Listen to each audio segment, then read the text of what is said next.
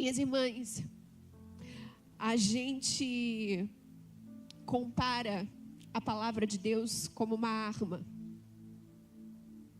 Falamos até isso aqui hoje, mais cedo.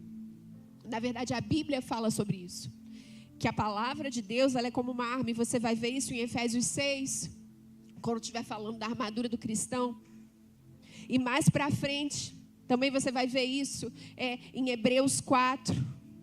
Que a palavra diz que ela é como uma faca, uma espada mais afiada que uma espada de 2 gumes, e ela penetra até a divisão da alma e do espírito, das juntas e das medulas, e ela é apta para discernir os pensamentos e intenções do coração. Uma verdadeira espada afiada. Só que a gente geralmente usa ela como uma batalha espiritual. Pegar a batalha, usa a espada. E a gente declara e a gente fala. E aí você vai lá para o texto em que Jesus foi levado ao deserto pelo Espírito. E Satanás chega para tentá-lo. Qual a primeira coisa que Satanás pede? Transforma essas pedras em pão. E a gente costuma dizer, Jesus usou essa palavra para atacar Satanás. Mas primeiro, ele usou para ele. Quem estava com fome naquele lugar? Era Jesus, ele estava 40 dias, 50 noites sem comer. E aí ele fala, nem só de pão viverá o homem. Ele pegou a palavra, botou nele, feriu ele, estava discernindo ele. Nem só de pão viverá o homem, mas de toda palavra que vier do Senhor. E aí ele fala, se joga daqui. Não tentarás o Senhor teu Deus. Ele pega a palavra e joga nele, esfaqueia ele. E o meu convite para você essa noite é pegar a palavra de Deus e virar ela para você. O meu convite para você essa noite é pegar essa palavra que você usa para batalha espiritual, para vencer, que está certo também. Mas eu quero que você aponte ela para você. Hoje a palavra veio para nos ferir. Mas aquele que faz a ferida é aquele que cura. E é debaixo dessa palavra que a gente vai receber aquilo que o Senhor separou para nós hoje. Mas a espada está apontada para mim. E está apontada para você. Ela hoje vai dividir. Ela hoje vai fazer você discernir as intenções do teu coração. Ela hoje vai fazer você discernir os teus pensamentos. E a minha oração é: não desista. Fica aqui, permanece. Vai valer a pena. Mas a espada está apontada para nós. Por isso eu quero pedir para você abrir a sua Bíblia no livro de João. Nós vamos ler o capítulo 12, a partir do versículo 20.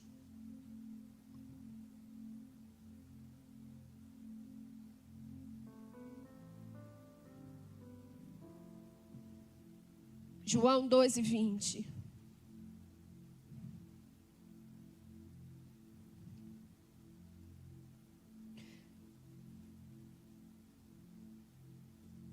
Entre os que tinham subido à festa para adorar estavam alguns gregos. Eles se dirigiram a Filipe, que era de Betsaida da Galileia, e pediram-lhe: Senhor, queremos ver Jesus. Filipe foi dizê-lo a André, e os dois avisaram Jesus.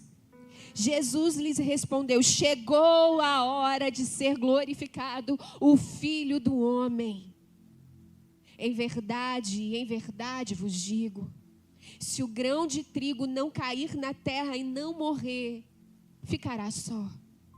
Mas, se morrer, dará muito fruto. Quem ama a sua vida irá perdê-la. E quem odeia a sua vida neste mundo irá preservá-la para a vida eterna. Se alguém quiser me servir, siga-me. E onde eu estiver, lá também estará o meu servo. Se alguém me serve, o Pai o honrará. Essa situação acontece logo depois da entrada triunfal de Jesus, que ele entra com um jumentinho. Mas esse texto é uma loucura. Esse texto é uma espada afiada no meu peito. Você vai ver essa situação. Aquela euforia, Jesus acaba de entrar em Jerusalém, aquele povo todo ao redor dele. E aí chegam esses gregos, provavelmente homens tementes ao Senhor, porque estavam indo lá, nós estamos na Páscoa. Lembra que essa situação está acontecendo na Páscoa. Esses gregos chegam ali em Jerusalém, talvez convertidos, tementes ao Senhor, mas não eram povo judeu, eram gregos. E chegam para Filipe e falam: Filipe, quero ver Jesus. E aí eu não sei porquê, mas Filipe, não sei se ele não teve coragem, não sei o que aconteceu, que Filipe foi para André. E aí os 12 foram até Jesus. Eu não sei se ele pensou: puxa, mas olha só, eles são gregos. Está todo mundo olhando para Jesus agora. Ele está sendo o centro das atenções. Se ele for atender um grego agora, imagina. Eu fico imaginando a conversa dele: vou, não vou. Falo com Jesus ou não falo. Tanta gente querendo acessar Jesus. Mas aí eles vão. E aí Jesus começa a falar: é chegada a hora do Filho ser glorificado. Aleluia! Do Filho ser glorificado. Eu fico imaginando o povo que estava ao redor ouvindo isso, falando: não vamos mais ficar debaixo dos romanos. Ele veio estabelecer o reino dele. Vai ter luta, vai ter guerra. Os judeus vão reinar. Eu fico imaginando que quando ele fala isso, porque quando ele fala chegou a hora, ele está dizendo que o Cronos e o Kairos se encontraram. O momento chegou. Você vai ler os outros textos, Jesus fala: ainda não é hora. Não é chegada a hora, mas agora ele fala: chegou a hora. Ele olha para os gregos e ele fala: chegou a hora. Por que ele está falando isso, gente? Porque existe uma promessa lá em Isaías 53. Deixa eu ver se eu consigo abrir para vocês. Eu já marquei. Isaías 53, 10 diz assim, contudo foi da vontade do Senhor esmagá-lo e fazê-lo sofrer, apesar de ter sido dado como oferta pelo pecado. Ele verá a sua posteridade, prolongará os seus dias e a vontade do Senhor prosperará nas suas mãos. Ele verá o fruto do trabalho da sua alma e ficará satisfeito com o seu conhecimento. O meu servo justo justificará a muitos e levará sobre si as maldades deles. Por isso eu lhe darei uma porção com os grandes e ele repartirá o despojo com os poderosos, porque derramou a sua vida até a morte e foi contado como os transgressores. Mas ele levou sobre si o pecado de muitos e intercedeu pelos transgressores. Quando ele olha para os gregos, ele vê eu e você. Porque até então era para os judeus, mas os dele rejeitaram ele. Quando um grego diz: eu quero ver Jesus, ele está se referindo, sabe o quê? Quando Jesus olha e fala: chegou a hora, porque eu vou ver a minha posteridade.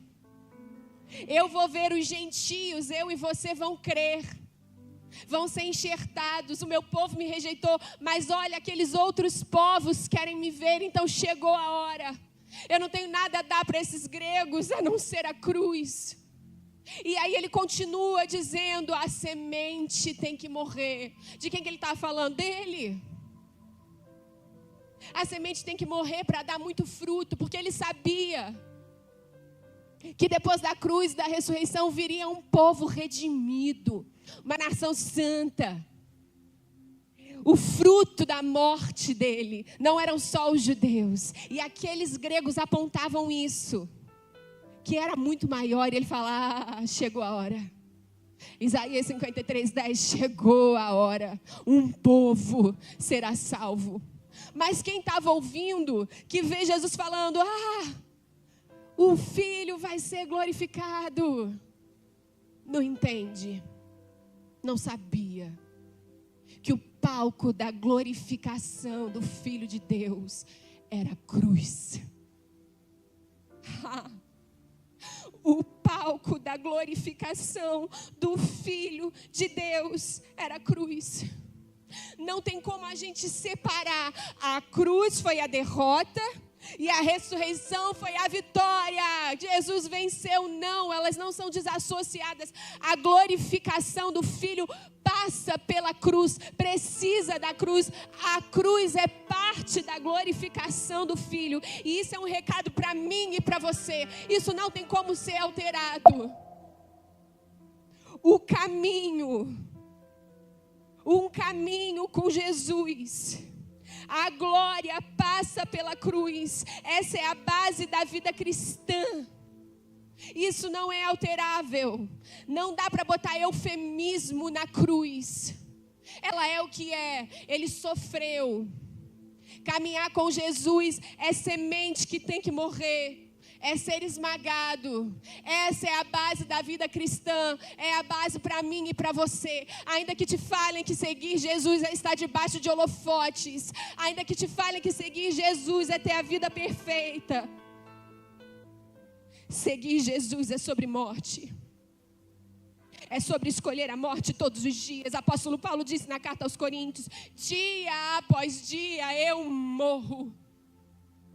Jesus diz no livro de Lucas capítulo 9, se alguém quer vir após mim, negue a si mesmo, tome cada dia a sua cruz e siga-me. Seguir a Jesus é ser chamado à morte todos os dias.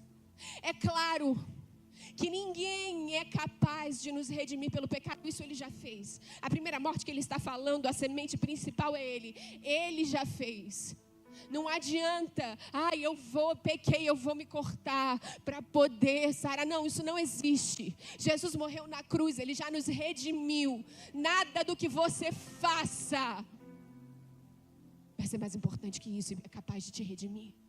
É graça, é favor imerecido, é graça.